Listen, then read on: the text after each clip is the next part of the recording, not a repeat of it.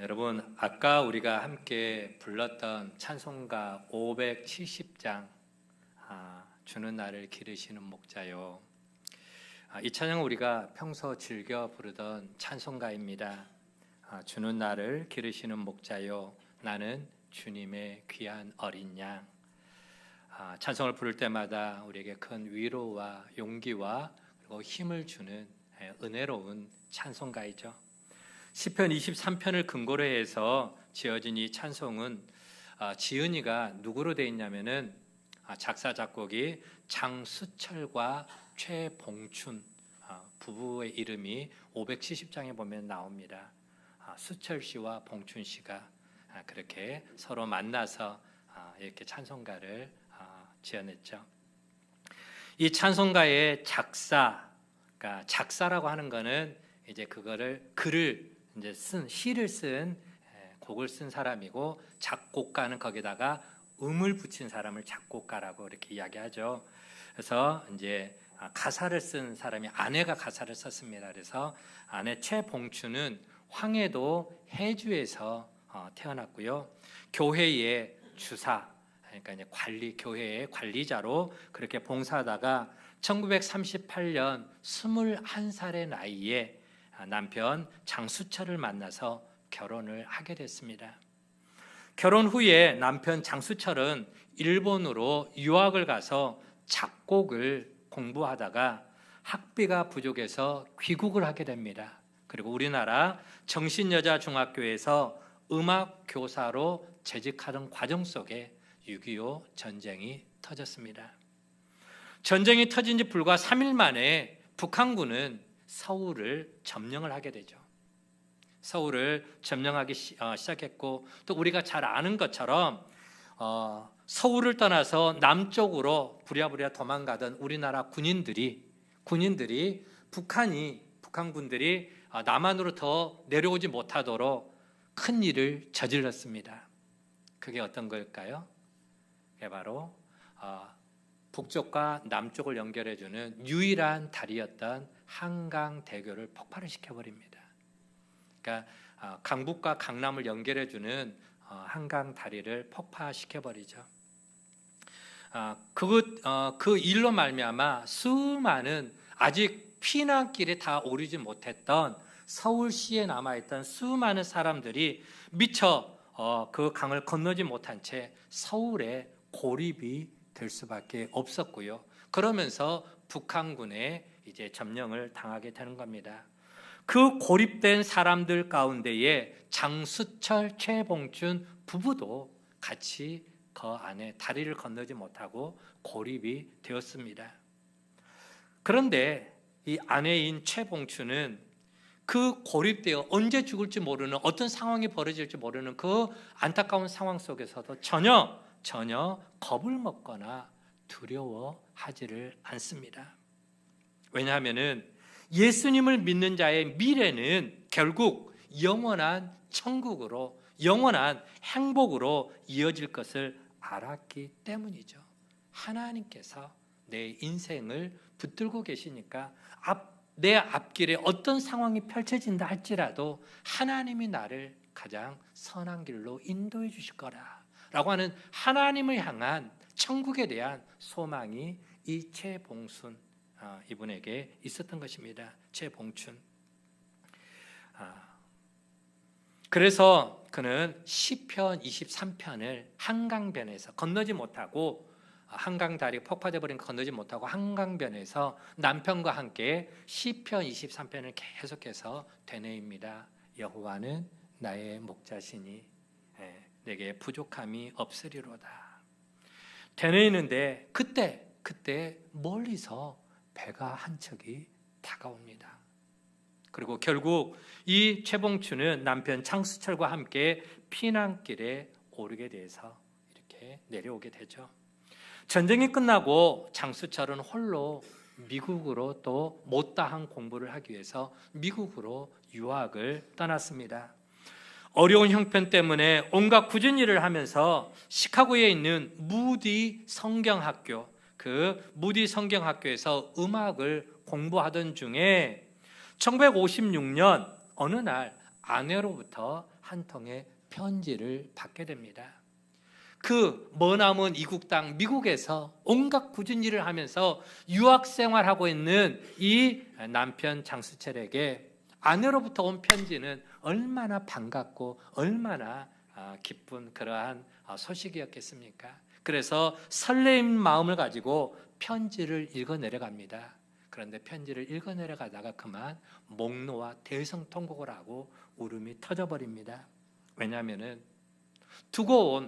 집에 두고 온 12살짜리 딸아이, 큰딸이 있는데 이름이 혜경입니다. 12살짜리 혜경이가 폐렴으로 세상을 떠났다라고 하는, 죽었다라고 하는 안타까운 부고가 그 안에 실려 있었던 것이죠. 힘겹게 병마와 사투를 벌였을 딸을 생각하니까 그 자리에 함께 있어주지 못한 못난 아비라고 하는 그 죄책감이 몹시도 그의 마음을 괴롭혔습니다. 그런데 그 편지 안에는 아내의 따뜻한 위로의 시가 적혀 있었습니다. 어떤 위로의 시인가?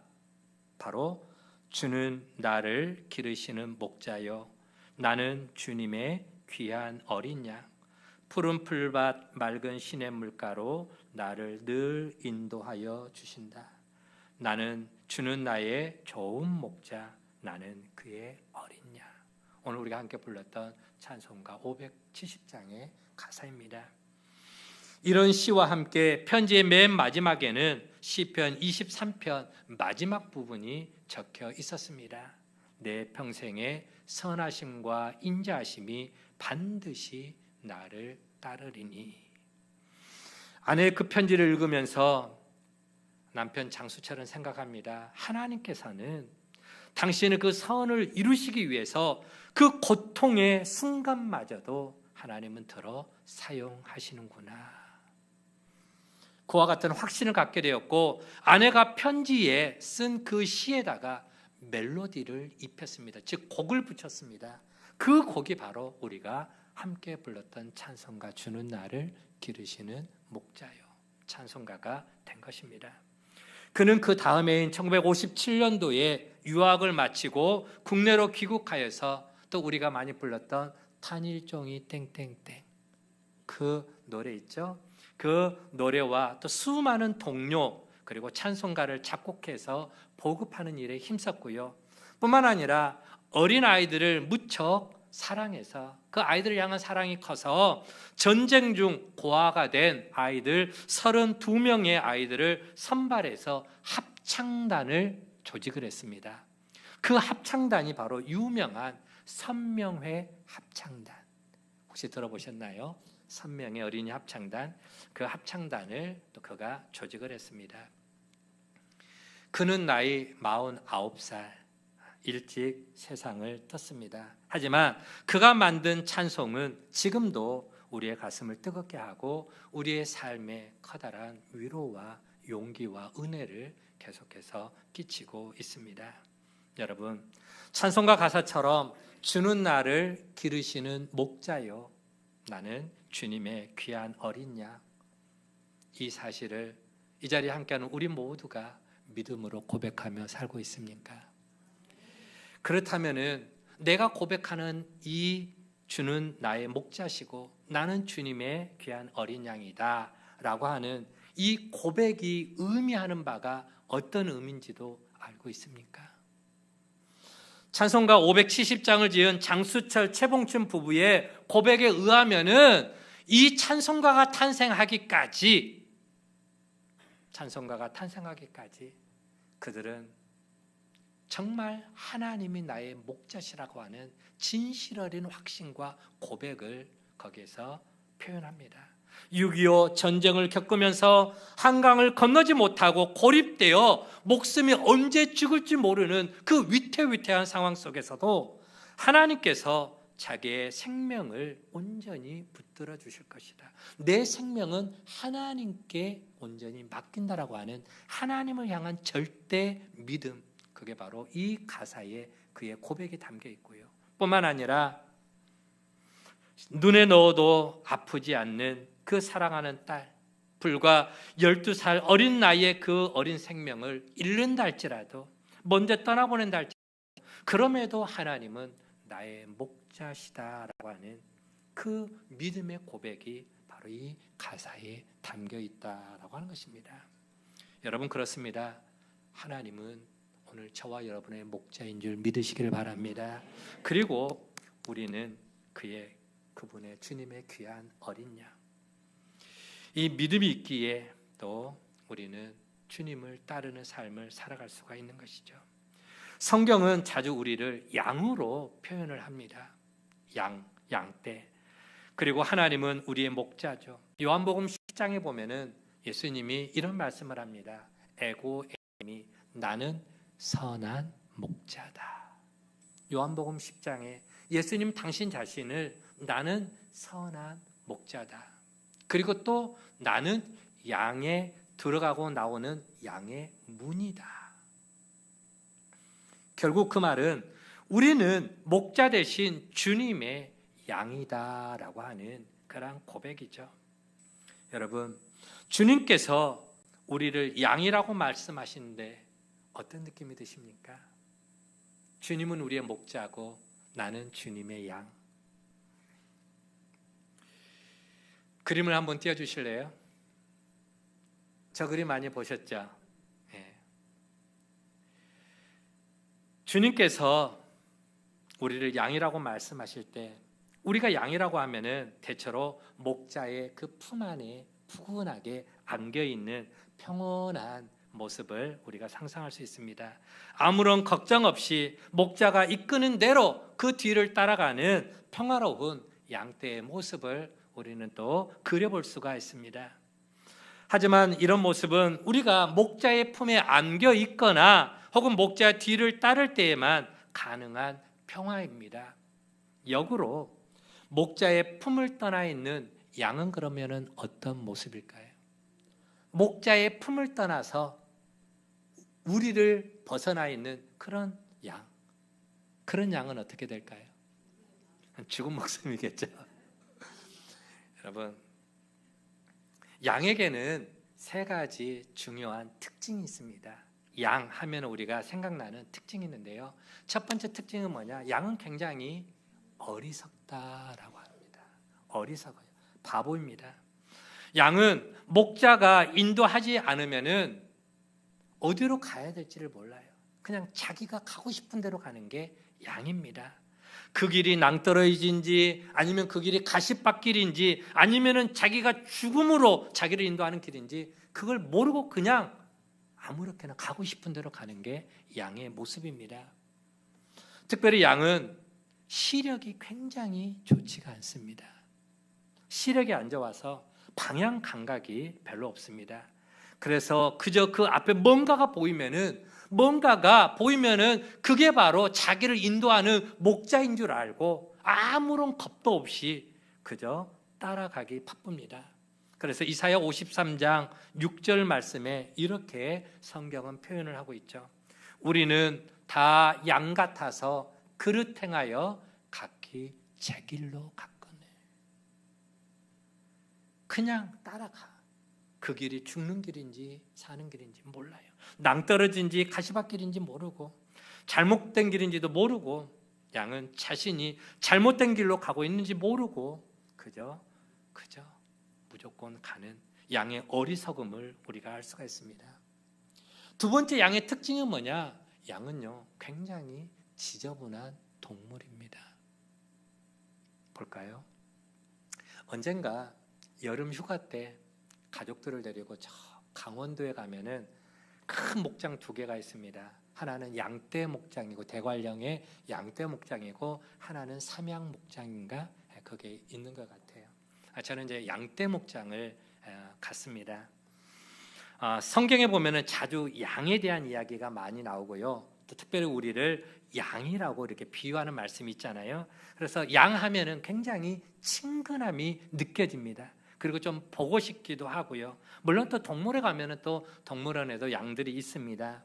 그런데 실망스럽게도 양들의 모습은 너무너무 지저분했습니다. 여러분, 양 하면은 하얀 털 생각나죠? 그런데 하얀 털 아니에요. 누런 털입니다.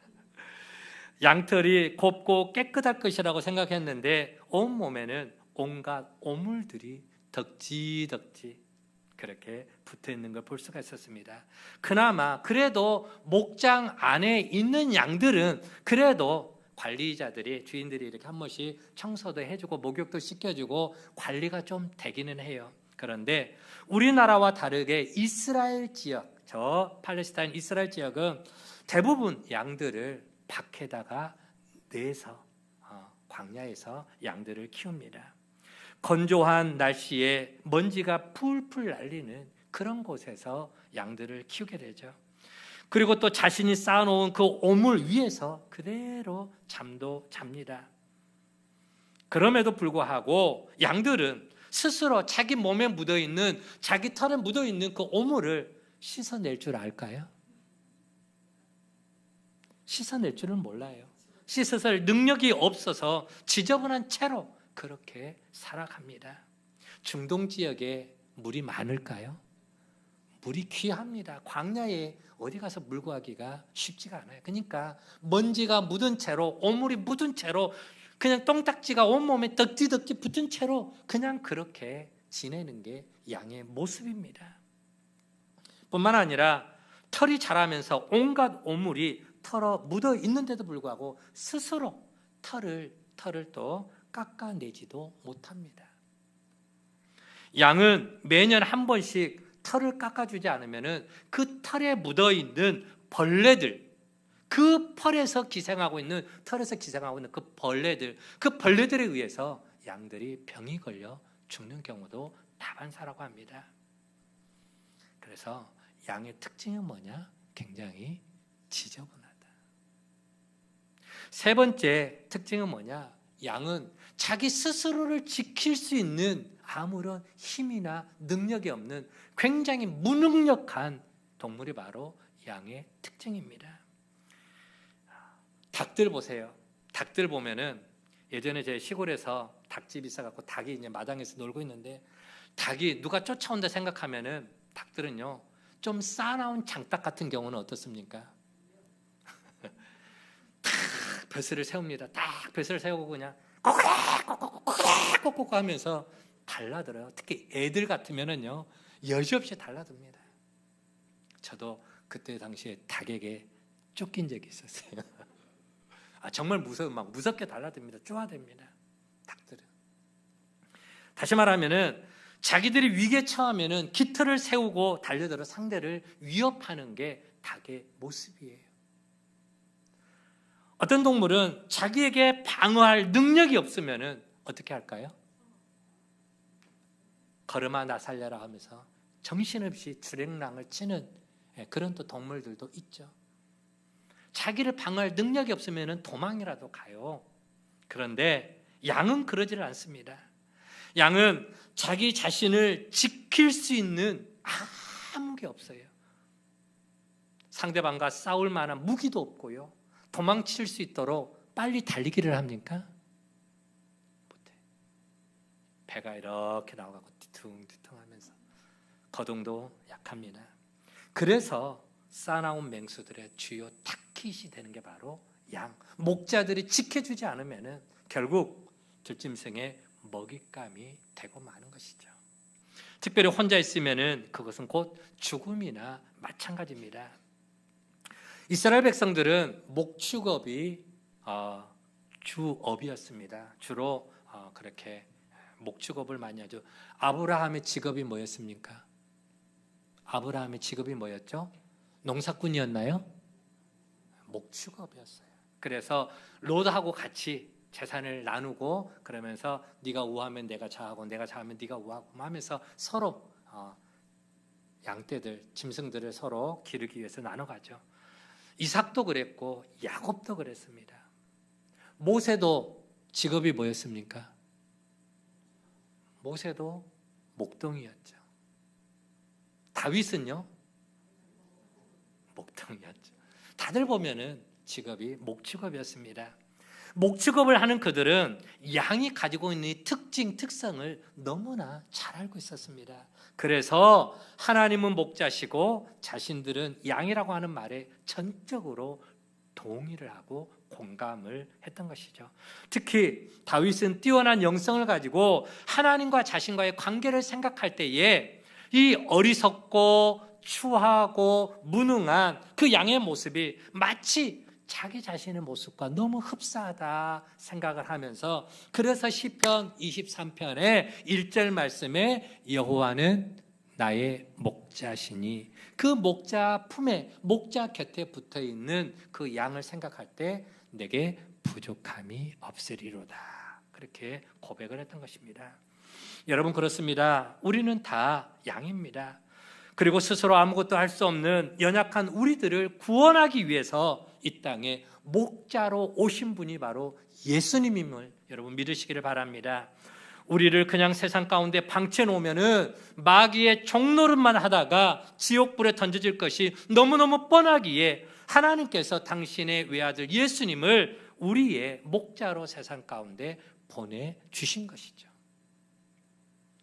그래서 우리의 큰 목자 되신 예수님 안에 우리가 거하면은 우리는 우리의 어리석음에도, 우리의 추함에도, 우리의 무능력함에도 불구하고, 그럼에도 우리는 하늘의 평강과 또 하나님의 은혜를 누리며 부족함이 없이 살아갈 수가 있는 것입니다.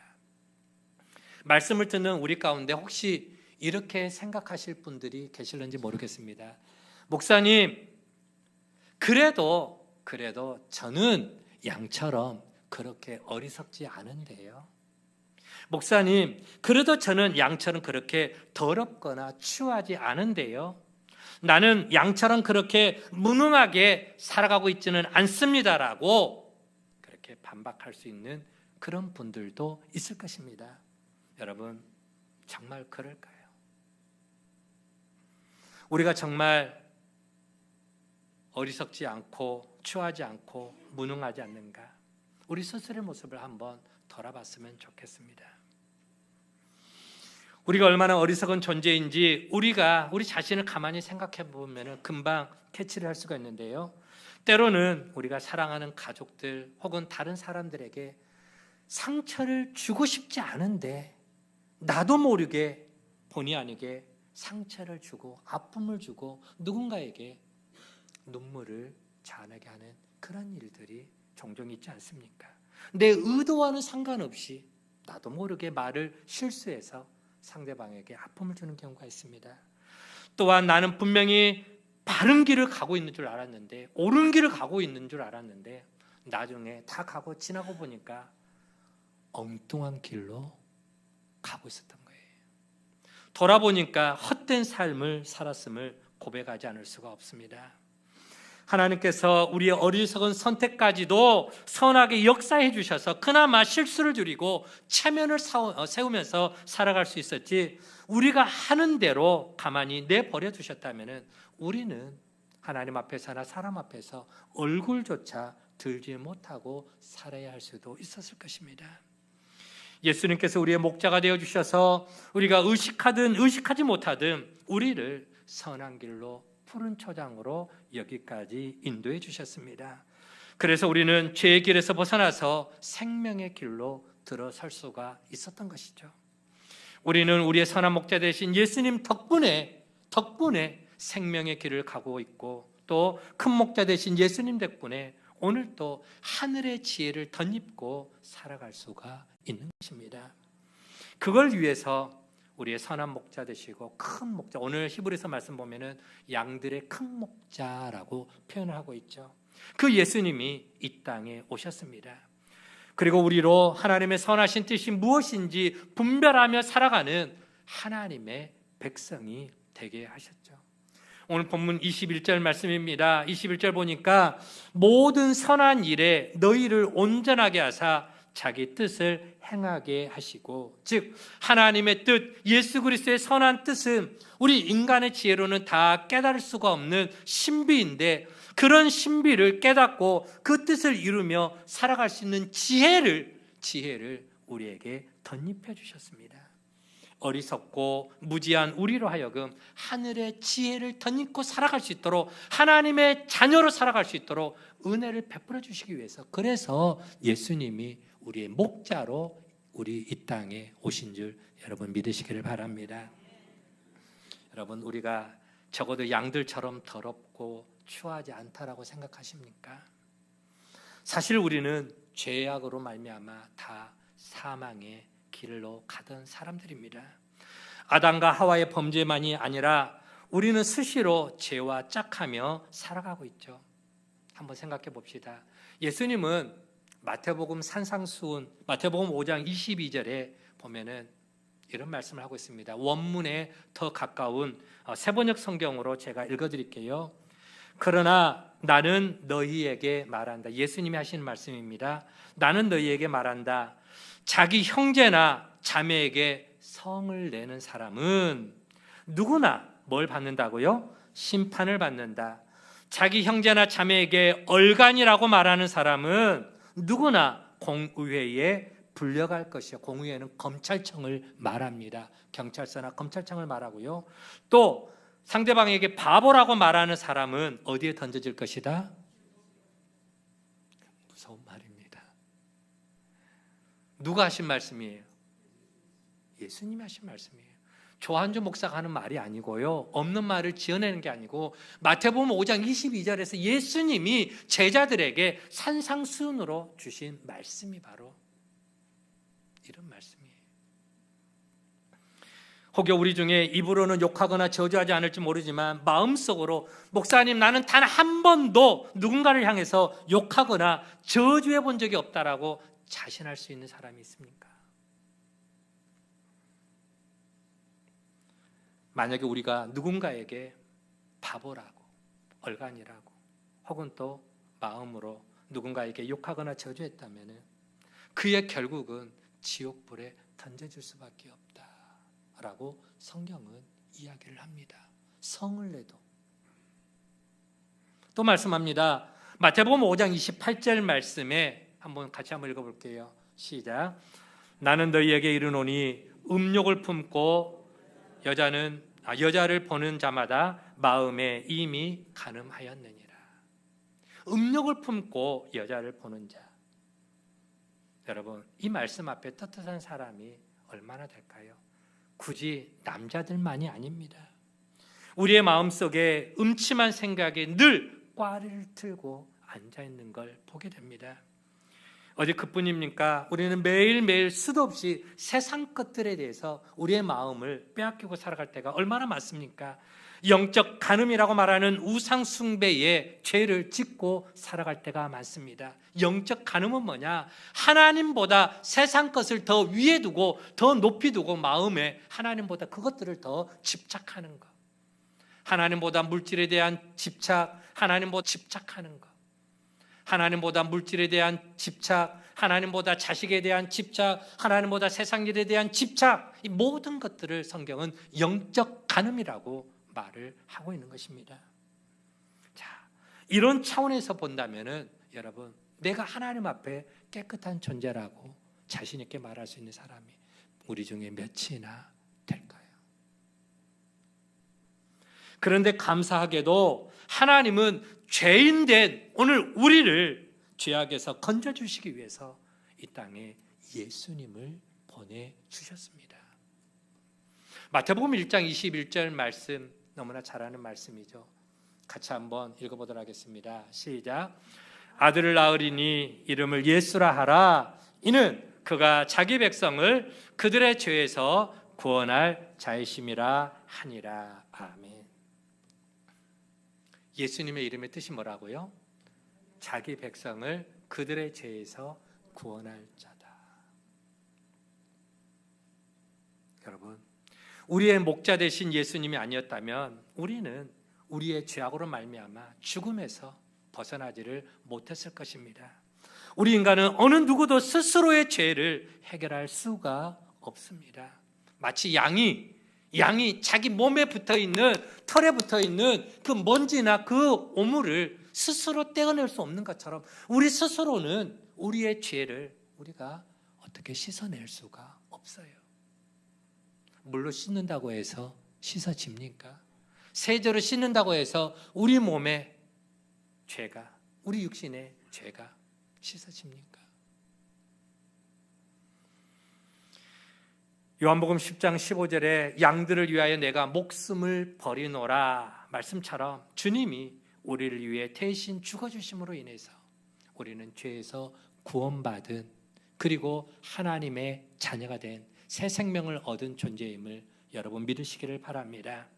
또한 양들은 무능합니다. 그리고 우리 또한 하나님 앞에 무기력하고 무능한 존재임을 고백하지 않을 수가 없습니다.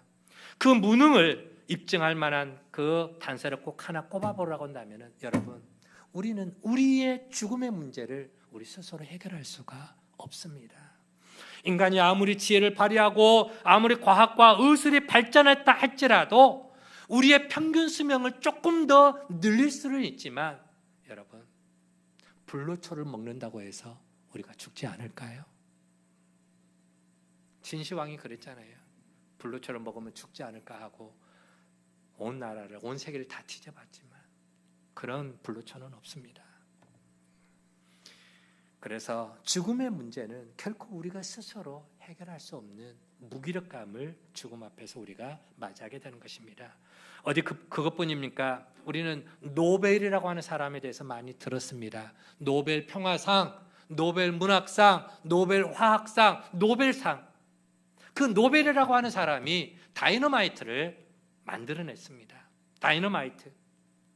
물론 그가 다이너마이트를 만들었을 때는 선한 목적과 그 좋은 이유를 가지고 만들었을 것입니다. 그러나 안타깝게도 그가 만든 그 다이너마이트는 그의 기대와 그의 또 그러한 선한 목적의 그 기대와 달리 전쟁에 사용을 되죠. 그래서 수천만 명의 생명을 뺏어가는 죽음의 도구가 되고 말았습니다. 만약 자신이 개발한 그 다이너마이트가 이렇게 많은 사람들을 죽이는데 사용되는 것을 알았다면 그는 결코 그 죽음의 도구인 다이너마이트를 개발하지 않았을 것입니다. 뭘 말합니까? 이처럼 우리 인간은 한치 앞도 내다볼 수 없는 무능하고 무기력한 존재다라고 하는 것이죠. 무엇이 우리 인류에게 유익이 되는지, 무엇이 해악이 되는지 전혀 알지 못합니다. 그렇게 한치 앞도 못 보는 무능한 인간이 스스로 생명의 길을 찾을 수 있는 것은 불가능한 일이죠. 그래서 하나님이 이 땅 가운데, 우리 가운데 예수님을 보내주셨다는 사실을 믿으시기를 바랍니다. 우리 인간은 목자 대신 주님이 계시지 않으면 모두가 우는 사자처럼 삼킬 자를 찾고 있는 마귀의 사탄의 밥이 될 수밖에 없습니다. 주님이 우리를 보호해 주지 않으면 우리는 언제나 실패와 고통에 쓰라린 삶을 살다가 영원한 지옥불에 던져질 수밖에 없는 불쌍한 그러한 존재가, 바로 무능한 존재가 우리의 모습이다라고 하는 것이죠. 그래서 여러분, 우리는 그렇게 어리석고 추하고 무능한 양임을 고백하지 않을 수 없습니다. 그래서 그와 같은 우리를 위해서 이 땅에 목자로, 선한 목자로, 큰 목자로 오신 분, 그분이 누구라고요? 그분이 바로 예수님이십니다. 그 주님을 우리 인생의 큰 목자로 따르기 위해서 우리는 내가 누구인지를 바르게 알아야 돼요. 나의 정체성을 알아야 됩니다. 한번 따라 봅시다. 나는 주님의 양입니다. 아멘. 양인 우리는요, 귀가 얇아서 속이는 자, 그 마귀의 속삭임의 꿰매 너무 쉽게 넘어갈 때가 참 많습니다. 양인 우리는 머리가 아둔해서 무엇이 옳고 그른지 분별하지 못하고 아무리 노력해도 생명의 길, 진리의 길을 혼자의 힘으로는 찾아내지 못합니다. 양인 우리는 가슴에 온갖 거짓된 허영으로 가득 차서 결코 손에 잡을 수 없는, 움켜쥘 수 없는 허망함을 위해서 몸부림을 칠 때가 너무 많습니다. 양인 우리는 스스로 내 목숨을 지키는 데 있어서 아무런 능력이 없습니다. 혼자서 아무것도 하지 못하는 무능한 인생에 지나지 않는 거예요. 그래서 이렇게 연약한 양임을 우리가 알기에 우리에게는 반드시 누가 필요할까요? 목자가 필요합니다. 우리를 사랑으로 품어주실 목자, 우리의 나갈 길을 인도해 주실 목자, 우리를 불꽃 같은 눈동자로 모든 대적으로부터 지키시고 안전하게 보호해 주실 목자, 우리를 치료해 주고 깨끗하게 해주실, 씻겨주실, 정결케 해주실 목자가 필요합니다. 그 목자가 바로 성탄의 주인공이신 예수님임을 믿으시길 바랍니다. 이사야서에는 그 목자 되신 예수님에 대해서 이미 BC 700년 전에 이렇게 노래를 하고 있습니다. 이사야서 40장 11절 말씀인데요, 한번 더 띄워주시기 바랍니다. 같이 한번 읽어봅니다. 시작. 그는 목자같이 양떼를 먹이시며 어린 양을 그 팔로 모아 품에 안으시며 젖먹이는 암컷들을 온순히 인도하시리로다. 아멘. 그는 목자같이, 예수님은 우리의 목자가 되어 그 양떼를 먹이시며 그랬습니다. 여러분, 이제 우리 이렇게 한번 고백해 봤으면 좋겠습니다. 마음으로 한번 따라해 보시기 바랍니다. 주님, 나는 무척이나 어리석습니다. 그래서 내가 가는 길에 나를 인도해 주실 선한 목자가 필요합니다. 주님, 나는 무척이나 더럽고 추악합니다. 그래서 나를 그 모든 죄악에서 깨끗이 씻겨주실 목자가 필요합니다. 주님, 나는 무척이나 무능하고 할 수 있는 게 없습니다. 그래서 내게 능력을 덧입혀 주실 목자가 필요합니다. 여러분, 우리의 선한 목자, 큰 목자 되신 주의 품에 안겨서 또다시 이렇게 한번 고백해 볼 수 있기를 바랍니다. 어리석은 나를 생명으로, 생명의 길로 이끌어 주신 큰 목자이신 주님을 온 마음 다해 찬양합니다. 더럽고 추한 나의 죄를 눈과 같이 정결케 씻겨주신 큰 목자 되신 주님께 감사를 드립니다. 무능하여 아무것도 할 수 없는 나에게 힘과 능력을 덧입혀 주신 큰 목자 주님을 전적으로 신뢰하고 의지합니다. 여러분, 오늘 우리 모두가 내가 양임을 다시 한번 인식하시고 우리의 삶의 선한 목자요 큰 목자 되신 주님 앞에 우리 모두가 이와 같은 고백으로 평생을 주와 함께 동행해 나가는, 그래서 푸른 초장 맑은 시냇물가로 인도함 받는 그러한 우리 모든 믿음의 가족들 되어지기를 주의 이름으로 간절히 축원을 드립니다. 좋으신 아버지 하나님, 감사합니다. 성탄절을 하루 앞둔 대강절 마지막 주일, 오늘 우리는 선한 목자 되신 주님, 그 양들을 돌보고 사랑하고 품어주시기 위해서, 인도해 주시기 위해서 목자로 우리 가운데 오신 예수 그리스도, 그분의 그 사랑에 대해서 우리가 함께 말씀을 나누었습니다. 양의 특징은 먼저 어리석다라고, 또한 온갖 추하고 더러워 자기 몸에 붙어있는 그 모든 오물들을 스스로 씻어낼 만한 그런 또 힘이 없습니다. 그리고 양의 특징은 자기의 그 약함 가운데 자기를 보호할 만한 아무 능력이 없는 무능함을 또 우리가 알게 됩니다. 그래서 목자가 필요한데, 그 목자는 바로 그 어리석고 그리고 추하고 무능한 그 양들을 보호해서, 그래서 그 양들을 생명의 길로 인도해주고 또 눈과 같이 그 모든 죄악을 정결하게 씻겨주고 아무 능력이 없는 그들을 불꽃 같은 눈동자로 지키고 보호하고 인도하시기 위해서, 능력을 덧입혀 주시기 위해서, 그래서 우리가 고백한 것처럼 내게 능력 주시는 자 안에서 내가 모든 것을 할 수 있다라고 하는 거룩한 믿음의 고백을 할 수 있도록 주님은 목자로 우리 가운데 오셨습니다. 이제는 우리 남은 바 그 인생을 목자 되신 주의 음성을 따라 주님만 바라보며 주님만 따라가며 주와 함께 동행하는 그러한 아름다운 믿음의 삶을 이어갈 수 있도록 인도하여 주시옵소서. 우리의 이러한 연약함 때문에 하나님은 하나밖에 없는 독생자를 이 땅에 우리의 목자로 보내주셨는데, 그분이 바로 성탄의 주이신 예수님이라고 우리에게 말하고 있습니다. 우리가 그 주님을 우리가 기뻐하며 감사하며 또 정말로 우리 하나님 앞에 영광을 돌리는 축복의 성탄을 맞이할 수 있도록 인도하여 주옵소서. 감사를 드리옵고 예수님의 이름으로 기도하옵나이다.